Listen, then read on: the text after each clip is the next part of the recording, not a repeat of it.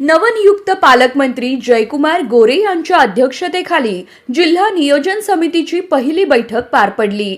या बैठकीच्या सुरुवातीला अनुपालन अहवालाचे वाचन सुरू असताना खासदार ओमराजे निंबाळकर यांनी शेतकऱ्यांच्या पीक विम्याचा मुद्दा मांडला।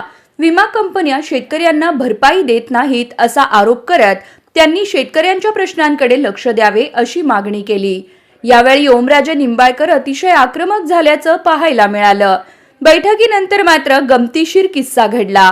या चर्चेत आमदार समाधान आवताडे आणि आमदार राजू खरे यांनीही सहभाग घेतला।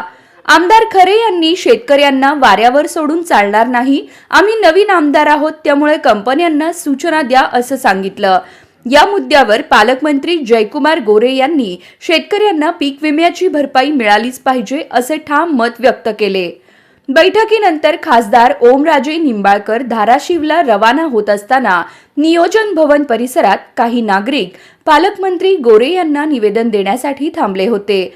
मात्र गोरे यांचा चेहरा ओळखता न आल्याने त्यांनी ओमराजे निंबाळकर यांनाच अर्ज देण्याचा प्रयत्न केला।